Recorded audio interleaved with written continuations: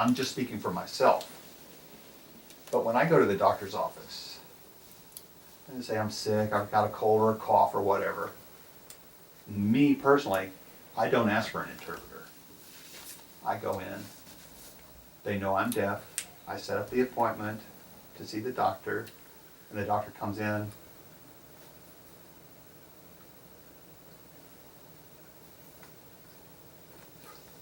Okay, the doctor using his voice says what's wrong, and then I'll respond, I'll point or, act it out. And if he starts talking, we'll use paper. The paper, we use simple, very common medical terms or medical questions. Yes, no, do you have any new medication? Have you changed your medication? And I'm able to respond. If it becomes serious, that an issue arises, we call for a timeout and call for an interpreter. And I'll just wait for the interpreter to arrive. Like surgery, I would definitely wait for an interpreter. Have you ever used an iPad to write back and forth on rather than a paper and pencil? That's a new trend. It depends on where you're going. Some people are, computer friendly, and they want to offer us that, and we can do that back and forth. Yeah. One time I went to the hospital for another family member emergency, and the nurse said there was something about new technology. I didn't know what she was talking about, so she brought this cart with a laptop on it. I was like, what's that? That's your interpreter. It was almost like a video phone for deaf people, but this is actually for contract with businesses who need interpreters. Rather than have interpreters show up, they have this machine ready to call the interpreter, and the interpreter will come through the laptop, and I can see the interpreter on the laptop with the doctor right there in the room with me.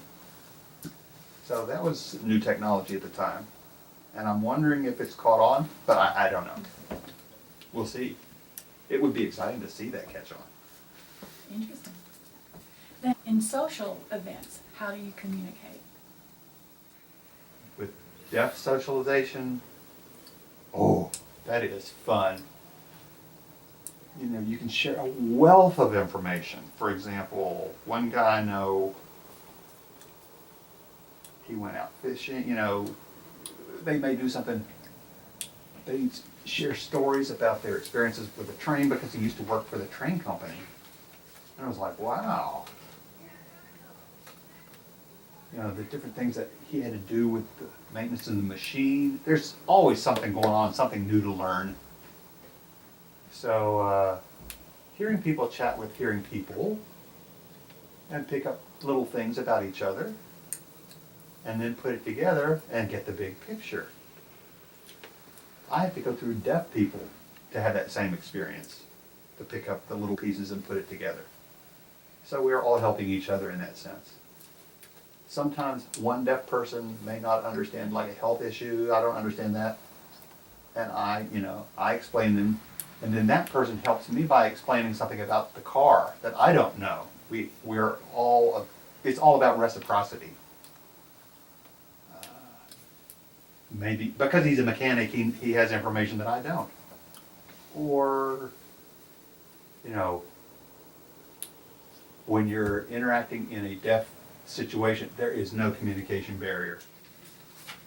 In your home, are there any special devices that you use for daily living? And what other types of new technologies do you use? The phone.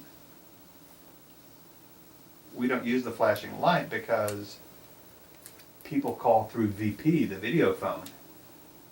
And that's connected to, alerts on email. So you don't need the flashing light anymore. One thing that I still use is the alarm for waking up in the morning. I still do use that for vibrations.